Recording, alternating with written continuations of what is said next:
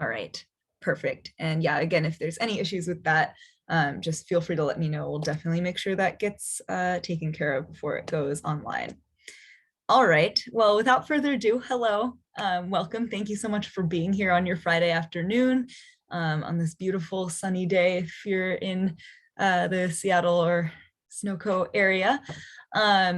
Yeah, also, if you can hear the cars outside my house, I apologize. My window is open, so hopefully it won't be too disruptive. So yeah, thank you again so much for being here.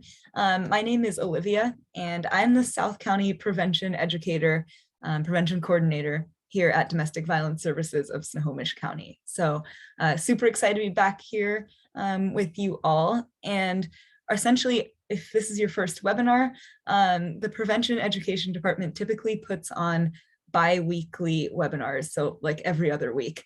And so the old webinars, past webinars can be found on our YouTube, which I'll provide the information for that at the end here. And upcoming ones can also be found on our website, which I'll also give at the end. So they're a great way to just kind of tune in, learn some stuff, have some good conversations. And yeah, again, today will probably be pretty chill because it looks like it's just 3 of us right now. So yeah, super excited to be here talking about healthy breakups. It's a fun topic, so hopefully should be a good conversation. If at any point you have any questions or comments or just like want to share anything, the chat's open. I'll be looking at it. So if you feel like saying anything, responding, definitely do that. I love participation, all of that good stuff. So don't hold back. So looking at our agenda today, it's pretty straightforward. As I said, today's topic, and as you know, is healthy breakups. And so pretty straightforward topic. We're going to first talk a little bit about breakups in general and why it's important to talk about them and why they can be so painful. I think that's just a really important thing to recognize just first before we even start talking about how to do it in a way that's healthy or unhealthy. And then essentially the rest of the presentation is just going to be divided into roughly 2-ish sections. The first section being coping with a breakup. That's the phrase that I'm using for coping when someone ends a relationship with you. So when you are broken up with, of course, you have to cope regardless of whether you do the breaking or not. But that's the language I'm going to be using for that. We'll talk about some healthy strategies and what to avoid there. And then we're also going to talk about ending a relationship. So essentially, if you are the person who is terminating the relationship, if you're someone who's breaking up with somebody else. We will touch a little bit on ending an abusive relationship just at the very end. You will see that throughout this presentation, almost everything that I'm going to be saying and touching on does pertain to healthy and equal relationships. And so just keeping that in mind, that as we'll talk about at the end, oftentimes in abusive relationships, of course, safety is the number one priority. Your safety is the first priority. And so that might mean sacrificing some of the elements of a healthy breakup or healthy communication or all of that stuff that you might otherwise want to have in a breakup where the relationship is equal and non-abusive. So we'll talk about that a little bit more at the end. But as always, please take care of yourself. We know this can be tough stuff to talk about, tough to process. So do whatever you need to do. It's a webinar. You can do whatever you want. Get some water, get some air, respond in the chat, just making sure that your safety and emotional well-being is the top of my priority list today. All right, so we're just gonna jump right in here. So before we even start talking about healthy breakups or unhealthy breakups or how to break up with somebody or all of that stuff, I just want to kind of pause and talk about breakups as part of the cycle of a relationship. We usually, if you've been to a webinar before, if you're familiar with DVS, especially our prevention department at all, you might be aware that we usually talk about healthy and unhealthy relationships. That's our thing. We love talking about it. We love thinking about it, learning about it, talking to youth about it. That's our thing. So we're often talking about the relationship itself. Typically, we don't talk as much about the end of these relationships. And so just want to, kind of put this out there, like why is it important to talk about breakups at all? Why have this be a webinar topic? So it is helpful to think of breakups as a part of the cycle of a relationship. I know some people sometimes say things like death is part of the cycle of life, right? It's kind of a similar energy to that statement. If we think about a relationship in its most basic terms, so you can see at the bottom here, the way in which two or more people are connected to each other, or the state of being connected to one another, just the way that people relate to each other, right? If we think about relationships like that, and not even necessarily the way that it's commonly used to kind of connote like a dating relationship or a romantic relationship, then the end of that connection, of that relation between two people, is important. It's something that we shouldn't shy away from thinking about. And as we'll talk about extensively here in a second, more often than not, breakups hurt. They are very painful. And even if they are amicable, even if they are mutual, the end of a relationship with someone that you were close to is hard. At the same time, that doesn't mean that they always have to be this horrible, scary thing to fear and avoid at all costs, right? We don't want to just like kind of run away or shy away from talking about them. Sometimes people need to break up. And just like maintaining relationships, there are healthy and unhealthy ways to go about breakups. Again, both in terms of how to cope when someone breaks up with you and how to end a relationship respectfully. And so as you're going to see in this presentation, it turns out that we can actually use a lot of the same frameworks that we would use to talk about healthy and unhealthy relationships or friendships, things like red and green flags or healthy communication, all of that stuff. We can use some of those same frameworks to talk about breakups.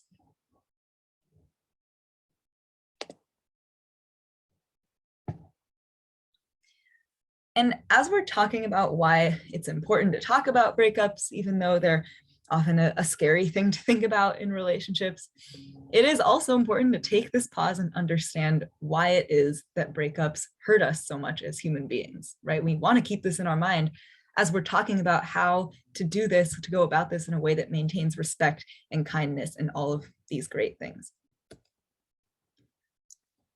One of the most, sorry, I don't know if you can see that thing in there. Some of these things, I guess, are not showing up on the slides. Sorry about that. I don't know what the deal with that is. Anyway, technical difficulties. We keep going. So one of the most fundamental reasons that breakups cause so much anguish and hurt is simply because our brains literally register them as pain. So when we go through breakups, it's actually proven that some of the same regions of our brains can get activated as when we're experiencing physical pain. So of course, they're different experiences, right? If you break your leg or someone breaks up with you, it's not exactly the same response that you're going to have. There's not that like noxious bodily impact happening. But some of these same brain regions do get activated. So it's important to understand this, A, because it's interesting, but B, so that we avoid having attitudes around breakups like, oh, well, you just need to get over it or stop overreacting, or it's not that big of a deal. We aren't even in control of that a lot of the time. It's going to hurt in our minds the same way in a lot of cases that a physical injury or physical pain might hurt.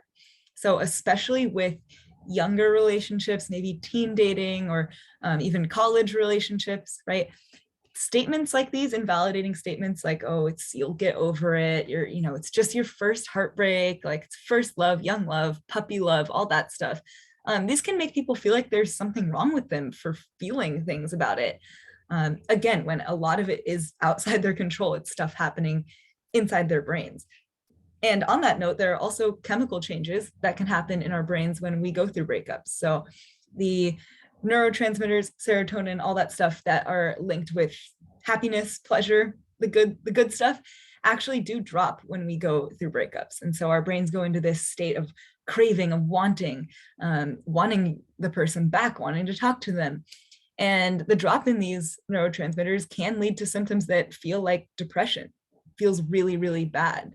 So it is a sad thing to go through. And it's also more than that. It's this acute pain that actually has bases in the way that our brains function. And another basic reason, again, I apologize for these little pictures here that aren't showing up, but that's okay. Another basic reason why breakups can cause so much pain and discomfort is because we as humans evolved to be extremely uncomfortable with rejection. Humans are social creatures, and this is really important to keep in mind. So breakups, romantic breakups, are a very specific type of social rejection. And while these days in the modern era, heartbreak likely doesn't mean that you're unable to have a place by the fire or take part in communal hunting and gathering efforts, right? There was a time in our evolution when rejection did have survival implications. And so there was a time where we'd be cut off from relationships, from the group, from whatever kind of little groups there might be. And we are evolved to be very, very displeased by that feeling. Because again, there was a time where it meant danger. It meant really, really bad things. And also a lot of the times when we do go through breakups, when things like this happen, that also involves losing other ties in your life besides just the person. Maybe you were really close to their family, maybe you shared a friend group. And again, the dissolution of those ties is not only sad, it's hardwired into us to be wrong and dangerous and just really bad feeling. Okay, so this phrase, it was all for nothing. I'm sure we've all felt like this at some point in our lives, right? Maybe you like put a ton of work into something, maybe into like a project, and then the thing falls through. You plan a trip and then it falls through and you're like, oh, dang it, right? Like that was all for nothing. I did all that work for nothing. And that's a really bad feeling to have. No one likes that feeling. So we're going to go on a really quick little nerdy tangent, but I promise it will come back. It will be relevant. But some of you might be familiar with cognitive dissonance. If you're not, essentially, that's when our behaviors are inconsistent with our values, our beliefs, our cognition, essentially. So we enter this state of dissonance that's super uncomfortable if what we're doing doesn't match what we think we should be doing. And so again, this is a little tangent, but it will circle back, I promise. So cognitive dissonance was really meaningfully explicated in 1957, I believe, by Leon Festinger in his classic experiment, where he really began to understand, and we began to understand how cognitive dissonance operates in humans. So the basics of this experiment were essentially that there were two groups of people. And the whole experiment was disguised as like a performance evaluation. So there was a task. Both groups did the exact same task. And now this task was super boring, like mind-numbingly long, dragged out, just really pointless. It was like putting different shapes into different holes or something, like different pegs and holes, like just pointless task, took forever. Both groups had to do it. Now, in one of the groups, every person who participated in the task got $20. And in the other group, every person who participated got $1. So like next to nothing. So both groups embark on this task, they do this thing. It's really boring, takes forever. And at the end, they're both given the same surveys, or they're asked to answer the same questions. Now, these questions were of the nature of questions like, how pleasurable was that task? Did you enjoy it? Was it worthwhile? Did it feel useful? All these things to kind of gauge like how they felt about it. So the findings were that everyone in the group who was only paid $1 was much more likely to positively rate the experience. Okay, the $1 group was much more likely to say that the task had been enjoyable, it had been worthwhile, right? It had been pleasurable for them, than the $20 group. So this might be a little bit surprising because you might think, well, the $20 people got this big reward for it, so they might look back on it and think like, heck yeah, that task was awesome. I got $20, right? But in actuality, there was already that extrinsic reward for the $20 people. They already got their $20, they got it in their pocket. They didn't need to say anything good about the task. They're like, okay, whatever, maybe that task sucked, but I got $20. The $1 people now had to sit with this really uncomfortable reality that they had just spent like an hour or something doing this mind-numbingly boring task for no reason, for no reward. And that's we don't like that feeling as human beings. And so they can't go back, they can't change how much they were paid, right? They can't change the reward. So instead, they're retroactively going back and changing their perception of the task. While they were doing it, they were probably like, oh, this sucks. But then when asked about it, they were confronted with, again, that reality. They had no reward for it. There had to be a reason that they spent all that time doing that task. And so they're trying to kind of later on justify having done it. So that was a whole tangent, but I promise it does connect. Again, we've all probably felt like this before when something in our life happens and we've had to kind of go back and justify, oh, well, maybe it was worthwhile. Like we just generally don't like feeling like something was all for nothing. When people experience breakups, this can be a very real feeling that happens. Maybe it's been years. Maybe it's not even been very long. It doesn't really matter. You've spent a lot of time, energy, love into this relationship. And whether you ended it or whether you were broken up with, the reality now is that it's over. This whole thing that was a huge part of your life, it's over. And that's an uncomfortable feeling. It's hard to know what to do in that situation. People do all kinds of different things. Do you try to see silver linings about the breakup? Do you try to pretend the whole relationship never happened? Do you deny that it's over? These are dilemmas that people struggling with breakups deal with all of the time. And this also really speaks to how humans, especially contemporary human beings, conflate time and money in this particular way. So notice when we talk about time, we're often saying things like spending time, wasting time, investing time. We talk about things being worth it or things paying off, right? So we often talk about time spent in terms of money or gain. And this definitely exacerbates this idea of a relationship being all for nothing when it's over, even though it should be measured, of course, so differently than we measure things like money or resources. So this is just another reason that it hurts. It hurts when something ends like that. And in sort of a similar vein to that last slide, we as human beings also really don't like when things are unexplainable. I'm sure I don't have to explain that feeling to you all too much. We like to be able to pinpoint where something went wrong. We like to be able to kind of know what we could have done better, hopefully so that we can learn from our mistakes and do better next time. Now, the hard truth about breakups is that there isn't always a clear answer to that question. There's not always going to be one distinct fight that blew everything up or one instance of betrayal to blame that breakup on, so to speak. So it's not always easy to say, if so-and-so had just done this one thing differently, the whole thing would have turned out differently. Oftentimes, people grow apart. People have conflicts that neither has the energy to solve. It doesn't feel good anymore. And even if there is that one instance, there's this one thing that really just is intolerable and the relationship has to end, it's still hard to kind of pinpoint exactly what made that thing happen. So then you just get into this really painful rabbit hole. It's kind of never ending. And this is why even amicable breakups can hurt, because it might feel like there was no good reason for it to happen. It just happened. And again, we don't like that. We like there to be a logical reason for things.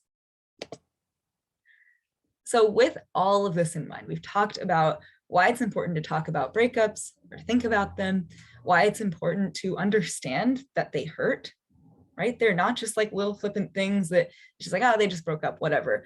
And at the same time, they also shouldn't be something that we totally freak out about and shy away from talking about. So with all this in mind, let's talk about coping with breakups, as in when someone ends a relationship with you. So just like trust and independence are really important in a relationship when you are with someone else, they're also really important when it's ending. When somebody breaks up with you, it is important to understand that they are their own person. And then at the end of the day, even if it hurts, they are allowed to leave or end their relationship. Now, this is a hard thing to accept. I say it like it's simple. It's really not. It's hard. And this reality does not mean that you have to like it, right? You don't have to feel peace about this, but you do have to understand that and give them that respect. Again, not because they were good to you or because they did the breakup right, but because they're a human being. They do deserve that respect. Also, trying not to monitor their activities too closely, even though that can be really hard post-breakup. Again, not because that makes you a crazy or bad person, but because eventually it will hinder your ability to have your own independence and flourish, which you also absolutely deserve. Now, with all this said, this doesn't mean that you don't deserve the space to grieve. You absolutely do. Losing a relationship can feel like actually losing the person. They were a very significant part of your life, and now they're not, or now your relationship is completely changed. It is completely normal to mourn this loss. There's no timestamp or expiration date on when you should be over it, right? Or moved on. And even as you do move on in the literal sense, right? Maybe one day you find it's a little bit easier to get out of bed. Maybe one day you find you're accomplishing something really big in your life that has nothing to do with them. Maybe one day you find you're thinking about them a little bit less. Maybe one day you're with another partner, right? All these things, it's okay to still hold space for that loss and to understand that it was something that you had and now you don't have. And that's objectively really hard. Giving yourself a hard time for feeling sad and immediately, especially immediately after the breakup, is only going to hinder your recovery. And if you think about it like a physical injury, if you break your leg and then you try to walk on it the next day, it's just going to make that recovery process so much harder. So it's really important to take care of your emotional safety the same way you would your physical safety. Let yourself recover, let yourself be sad, give yourself that rest. And of course, it's really important to think about how we can keep caring for and prioritizing ourselves when coping with a breakup. Now, although it might feel really hard to have fun during this time, that might feel like too strong of a phrase, it can be really helpful to surround yourself with things and people that make you happy, even just a little degree happier maybe than you were the previous moment. So self-care, that's kind of like a buzzword or buzz phrase, I guess. But for this topic, I've kind of broken it down into these two different strategies. There's more direct strategies and there's more distraction strategies. So if we're looking at these direct strategies, things that revolve around the breakup, self-care strategies that directly confront what happened. Crying. This is huge. Crying is absolutely huge to release stress. It's something that we do evolutionarily. It's really important, right? We don't want to write that one off. Talking things through with people might feel helpful. For some people, journaling and kind of reflecting on pen to paper might be easier than talking. And also it can feel good to get those thoughts out of your head, but have them recorded somewhere so you don't feel like you're having to carry it all in your brain all the time. Sometimes people find these reflection activities or even physical list making exercises helpful. You might make a list of what you want to prioritize in a future relationship, things that you're looking forward to for the future with somebody, with a hypothetical new partner. You can also make a list of things that you like about yourself, as often in these kinds of breakups, self-esteem can be super damaged. And also it's okay to make a list of the things about your relationship that you're grieving the most. Things about your partner that you're going to miss, memories that you made together that are making you feel the most sad to think about right now. That's okay too. Some people also like to find music that speaks to them. That's a little bit of a nice strategy when you don't feel like doing the thinking, but you're finding someone else that's kind of saying exactly what you would be saying if you could. It can be a really helpful strategy as well. Now, in the distraction category of self-care, we have social distraction. So this can be spending time with friends, hanging out, just talking about other stuff, getting your mind off it. Sometimes social distraction also can look like literally just going out in public and being around a bunch of people, even if you don't know them or don't talk to them.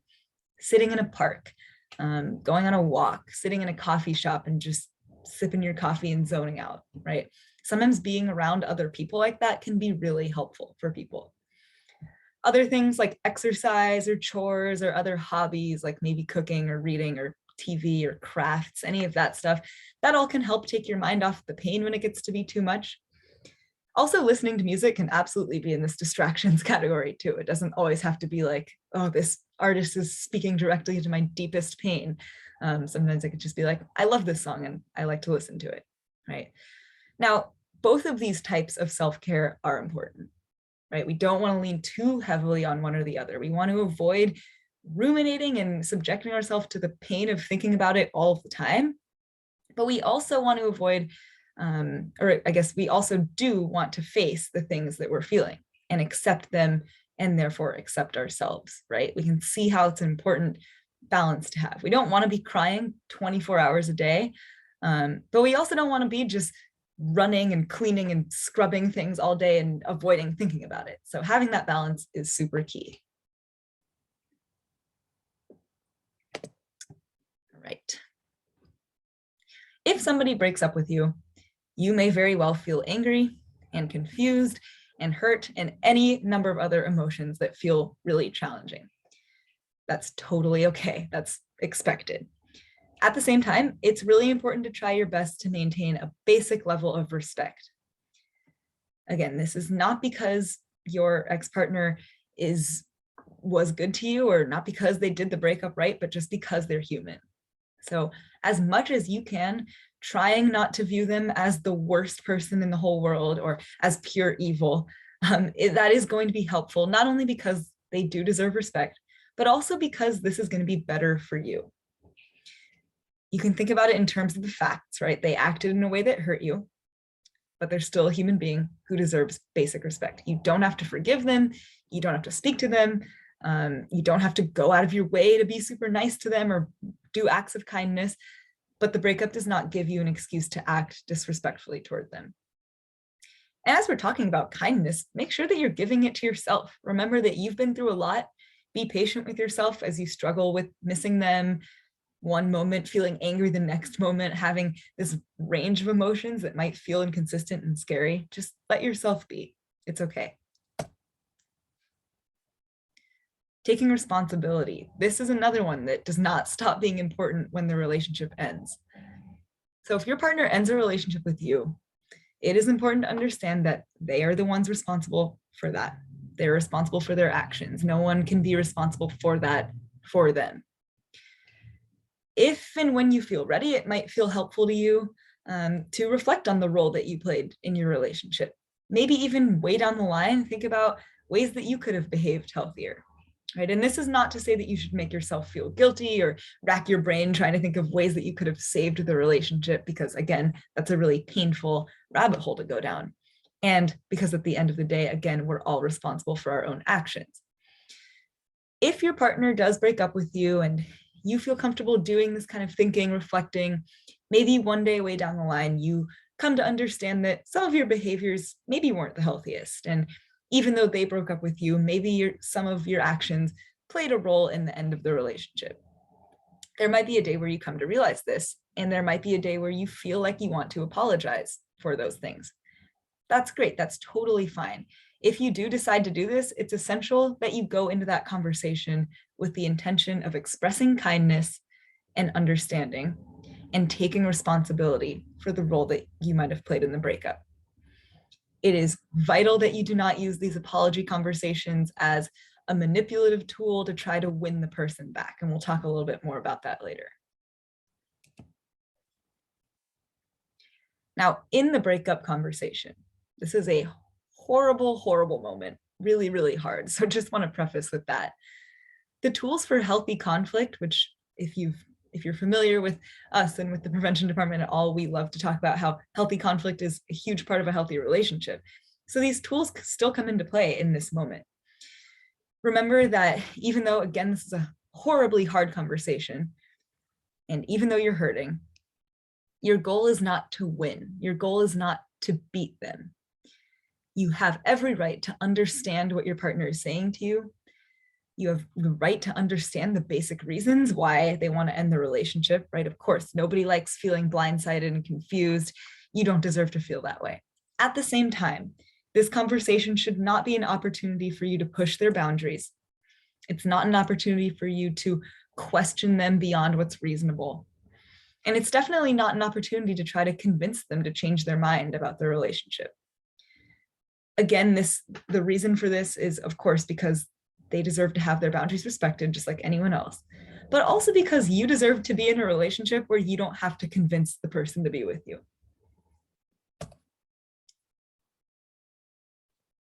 Now, honesty is also really important, right? You're allowed to express to your ex-partner how the breakup is making you feel. You shouldn't have to squash these feelings down or hide them. You deserve a space to feel those things. It's also completely possible to express all of this without guilting them, without manipulating them.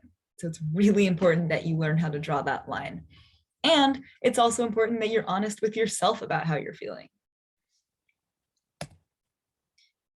Now, this webinar is mostly about healthy breakups, so we're going to be focusing mostly on that, but I do want to go over some less healthy ways to react to someone ending a relationship with you as well. And to preface, I know that some of these things can be really hard not to do. It's not an easy feat to react healthily to a breakup. So I don't want this to feel like I'm like, do not do this, or you're doing it all wrong, right? It's a really hard moment, especially when you might feel a lot of anger at the person. You're feeling a lot of complicated emotions. These things to steer clear from are important, not only because they maintain that basic respect that everyone deserves, but also because in the long run, they're going to help you. They're going to help you feel better. So this first one, do not think that just because you are in a relationship with them, you have the right to control them. That's not the case. You don't have the right to control or monitor their actions or whereabouts following the breakup. It's okay to feel angry, sad, hurt, shocked for as long as you need to be, but that does not give you the right to try to, again, control them. The second one, trying to win them back, again, that's disrespectful of their boundaries at the end of the day. It's important not to make character judgments of them because they broke up with you. And this can feel really hard because it's the most intensely personal thing someone can do to us is sever that relationship with us. So it might feel really tempting to be like, they're a horrible person. They are the worst person in the world for this, especially if they did it in a way that hurt you, right? You're allowed to feel that. You're allowed to even communicate that, to say, you know what, this was not done in a way that felt respectful to me. That really hurt. You're allowed to be angry about that. It does not give you the right to call them a fundamentally flawed person, to insult them, and to sort of, throw that disrespect back. We're all responsible for our own emotions at the end of the day. It's okay to feel them, absolutely okay and normal, but you cannot make your ex-partner feel responsible for managing those things, or again, make them feel like a terrible person for breaking up with you.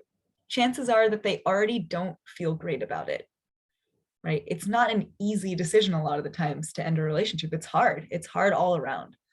And again, you never want to be trying to convince someone to be with you. That's not a relationship that you want because there's that unequal power dynamic there. It's not something that we want in a healthy relationship.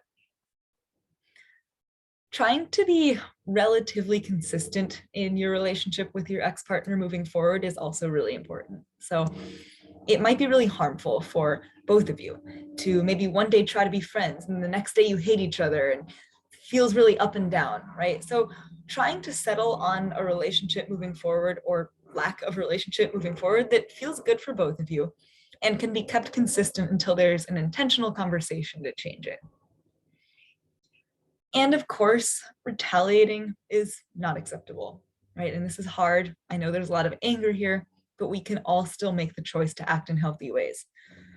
It is okay to be angry. That does not give you an excuse to ruin their life. Of course, physical retaliation, absolutely unacceptable, very dangerous.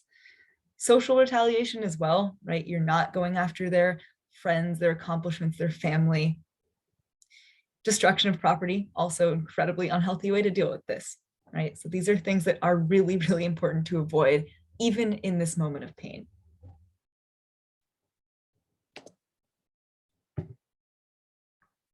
Okay, so we've gone over a lot of stuff about what to do, what not to do, right? When someone breaks up with us, which is, again, I'll say it again, a really, really difficult moment. Now we're going to talk about another really difficult moment, difficult in a different way, but that's ending relationships. Having that moment where you're like, I can't do this anymore. I need to break up with this person. How can we do that in a way that's respectful? So you'll notice that some of these slides have the same themes as the slides about healthy coping when you've been broken up with. And that's because actually a lot of these same principles do apply. They just manifest a little bit differently. When you are breaking up with someone, trust is also really, really important there. It's important that you trust your partner or your ex-partner enough to tell them the truth about how you feel.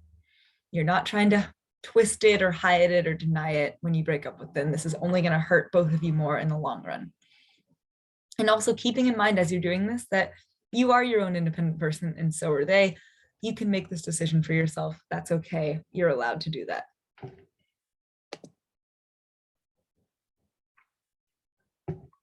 So of course, you have every right to leave a relationship where you're not happy. But with that, it's still absolutely vital that you give your ex-partner the grace that they deserve. They're going to feel a lot of things, and they deserve the space for that. Give them the space to grieve. Don't judge them for not being over it yet. This can be incredibly hard when you aren't the one deciding to end the relationship. So having that empathy there is super important. You'll notice this slide is the exact same. I just put it in twice because self-care is important in a breakup, whether you're the one doing the breaking or whether you're the one being broken up with. It's important all around.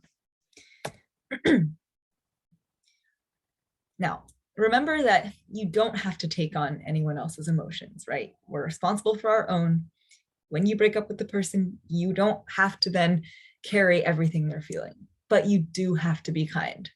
You do have to be kind. This means being empathetic and understanding. Let them feel what they feel. Imagine what it might feel like to be them. And just because you're ending the relationship with them, that doesn't mean that all of your responsibility for respect just goes out the window. You absolutely still have a responsibility to treat them with basic respect and decency, both in that conversation and in any encounters that you might have going forward. And again, they deserve respect, not because they were in a relationship with you. They didn't only deserve respect when they were in a relationship with you. They deserve respect because they're human beings. It can be really hard when you want to end the relationship and they don't. But it is important to try as much as possible to make this conversation in tone and kind of just in the setting, as much as possible, a dialogue rather than like an edict or an order. Even though you are the one making the decision to end this relationship, you're still not in control of them. You cannot control how they feel. You can't control how they react to it. And certainly you can't control where they go, what they do with their lives after the breakup. Just as you should have been when you were together in the relationship, you are still equals even when you break up. So it is really important to take responsibility for the facts. The facts are this: you were ready to end the relationship, they were not, and that probably hurts them. Now, this is very different from saying you're a terrible person, you were trying to hurt them by breaking up with them, all of that. But it is important to understand that even if your intentions were benign, even if, as you should be, prioritizing yourself and your own safety and happiness, the impact that will happen is probably still going to be very painful. Now, you don't owe them anything because of this, but you do have to understand. This understanding is very, very, very important. So again, if this hasn't been clear, they may not be ready for this relationship to end. So holding your boundaries while also understanding that they're going to be sad, they might have questions, they might even try to change the outcome, that's really important. So that's where this benefit of the doubt and patience pieces come into play here. I know we talked about earlier, right, on the other side of this, it's really important that we don't try to manipulate people or convince them or push their boundaries into changing their mind and staying with us. On the other side of this, it is important to understand that oftentimes in this situation, people aren't trying to necessarily be manipulative or controlling as much as they are devastated and shocked. So just understanding that they might have questions, they might be asking you to stay, they might be trying to change the outcome, and that isn't necessarily because they want to control you and manipulate your life. They are just really sad to lose you, and you have to understand that. You can validate this to them. That goes a really long way, and also communicate that you're not going to change your mind and you don't have to change your mind. It's really important not to yell at them in this process, not to demean them further. They're already feeling incredibly down. And it's also really important that in this conversation, you're not using anything that they're saying as proof of why you can't be together, right? If they're reacting, they're having a strong reaction, they're feeling hurt or angry or sad, it's of the utmost importance that you're not then turning to them and saying, see, like, this is why I just can't do this, right? That is just going to make them feel even worse. And it's not fair to them. Honesty, again, super important. It's important to listen to yourself. If you're unhappy in your relationship, this honesty is huge for saving both of you a lot of pain, right? If you feel comfortable when you kind of start having these thoughts about like, I don't know, I'm like not feeling super happy here anymore, you can even address these concerns with your partner, maybe a little bit more over time before there's an actual earth-shattering breakup conversation, so that it's not as shocking when that decision does happen. And regardless of how you have this conversation, it's of course vital that you're honest with them when you do. There is no need to sugarcoat the truth to make promises that you can't keep, right? That's really hurtful. And there's also no need to be unnecessarily rude or cruel, just, by being honest. That doesn't justify being mean. So when you're breaking up with someone, some general things to try to avoid doing on the other side of this healthy breakup conversation. Again, making promises or intense statements that you can't keep or commit to. You don't have to buffer this conversation with these really intense statements or grand gestures, things like, I'm breaking up with you, but you're still the only one I'll ever do this, blah, blah, blah, with. You're still the best person I've ever met, right? These are really, really strong things. And there's a potential that down the line that might hurt more, and be more confusing. You can say how you feel clearly and simply while maintaining a lot of kindness, right? You can express those things without it being super intense and confusing. It's really important that you do not insult them further as you're breaking up with them. Again, being honest is not an excuse for being rude and cruel, and unnecessarily mean. This third one, doing things to deceive or betray them. If you are unhappy in your relationship, it is super important that you communicate that to your partner in a way that is respectful, kind, and direct. If you want to try to fix things with them, take that route. If you decide, I can't, it's too much, I want to end the relationship, that's also fine. That's a route that you have every right to take. Do not do things behind their back. It's not fair to you, right? Whether that's lying to them, talking to other people about their relationship, seeing someone else, all of these things, it's not fair to you, right? It's going to cause you more hurt and stress than is necessary. It's absolutely not fair to your partner. It's not fair to anyone else that you've roped in, right? That's just not a healthy way to go about breaking up. Depriving them of social supports. This is a huge thing to avoid. You need to understand that when you break up with someone, they are going to need their social supports. They're going to need their friends. They're going to need their family. Even if you were close to their family, even if you share a friend group. Right now, you are in control for this little bit. You've made this decision. And so now you want to maintain that equality as much as possible. So understanding that you might need to take a step back from their family, even if you were close to them. If you share a friend group, understand that they're going to need those friends a lot right now. You should not be trying to take away those friends from them. You should not be trying to get people on your side. You should not be trying to manipulate the story such that they are then losing friends as well as losing a partner, because that's a horrible, horrible experience. Of course, do not make them feel bad for feeling sad, hurt, disappointed, etc. These are all incredibly normal and expected feelings. You should not be making them feel like it's their fault that this breakup is happening, right? It's one thing to, have a relationship run its course.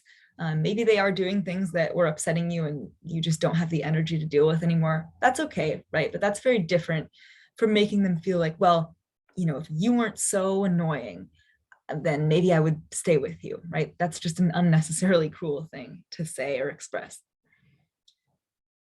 So we want to also avoid being unpredictable and asking for inconsistent things going forward, right? So that's that volatility piece.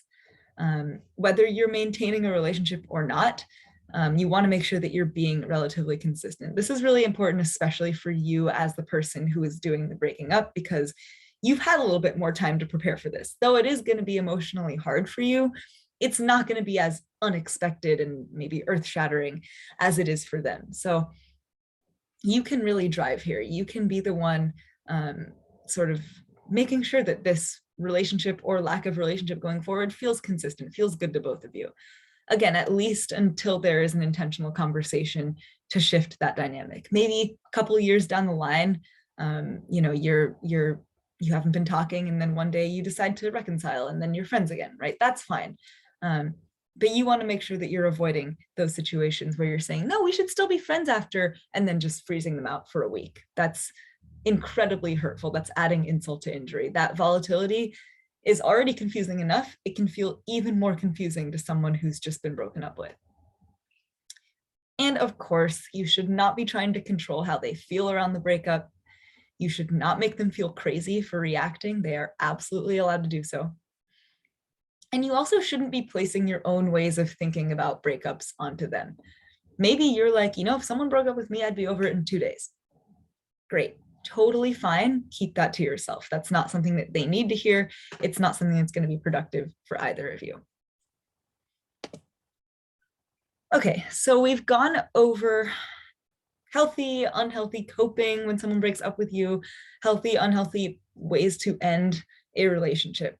I do want to touch on this just kind of before we wrap up here, and that's ending abusive relationships. So this is a very specific scenario. As I mentioned earlier in the presentation, most everything I've talked about so far pertains specifically to relatively healthy or equal relationships, right? Even if they're kind of on the outs or not doing so hot at the end, in general, the things we've been discussing have pertained to equal, healthy relationships that just need to end.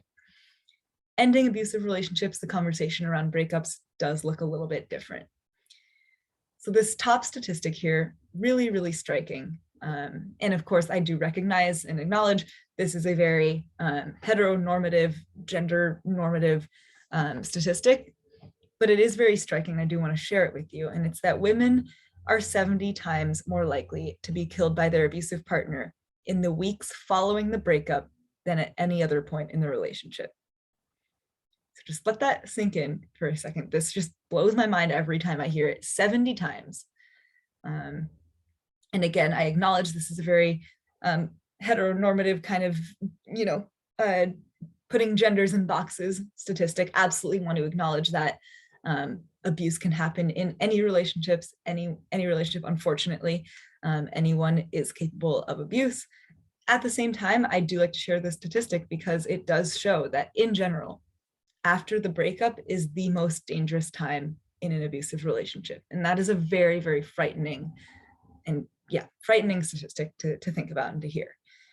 So if you are in an abusive relationship and you're thinking about ending it, right? And before we even jump into this, I also do want to acknowledge that it is not an easy feat to do, right? Ending an abusive relationship is not something that always is super easy. And this happens for a myriad of reasons. There are a lot of reasons that people don't end these relationships. One of these is because, again, it can be really dangerous. It can be really scary, right? Maybe there's some financial link there, lack of resources. If you do end the relationship, you're not sure how you're going to get money, where you're going to go.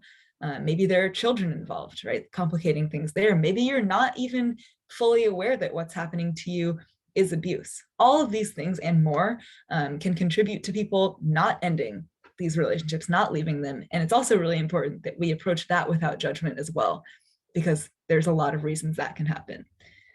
But in the case where they are ending, in the case where if you are in an abusive relationship and you decide that you want to break up with them, it is super important that you safety plan. Breaking up is a safety issue, unfortunately, in abusive relationships. This safety plan should include advocates, it should include community organizations, it should include support from friends and family. So letting people know about your plan to break up with the abusive partner is super, super important. Okay, people need to know where you are. They need to know when it's going to happen. They need to know how it's going to happen. Your physical safety is of the utmost importance here. If you don't feel safe doing so, do not break up in person. That is totally okay. You can send a text, call, FaceTime, whatever. If you don't feel safe doing it in person, listen to your gut and don't do it. This is one where, right, this is pretty different from the conversation around healthy breakups, right? In an equal healthy relationship, a non-abusive relationship, you probably want to give the person the respect of having a face-to-face conversation with them. In this case, again, your safety is the highest priority. Sometimes in these breakups, you are going to have to sacrifice things that would otherwise be healthy breakup strategies in an equal relationship. And if you do decide to be in person, it's really important, especially for this initial conversation, that you're in public. This is another thing, right? Where in a healthy relationship, you probably want to have this conversation in private. You want to give them the space to feel their feelings, ask questions, all that stuff. If you are worried about physical retaliation in that moment, it is really important that you are in public. You're in a place where that is less likely to happen. And again, you have a plan. You have a place to go after. You have a plan to be surrounded and supported by family, friends, safe people following the breakup. And you have people who know exactly where you are, who can reach you, who can get to you, all of that good stuff. So with that, that does conclude today's webinar. I've just included some links to some of the amazing sources that I used to kind of compile this presentation today. And of course, if there are any questions or comments, feel free to drop them in the chat. That's totally fine as well. I know we've got about 6 minutes until 3 p.m. So if you have any questions, let me know. Other than that, we'd still love to hear from you otherwise. So if you have any general questions, just kind of for the prevention education department of DVS, you can email this top email here. That's prevention@dvs-snowco.org. If you have any specific questions for me, my email is listed below that as well, and I will absolutely get back to you. Happy to answer your questions.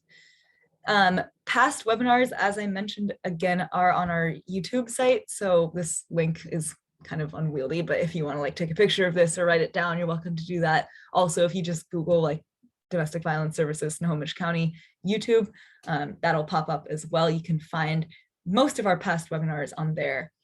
Upcoming webinars, I would love to see you at all the next ones. So if you're not familiar, that's linked to our website, and you can find all of our upcoming webinars there as well.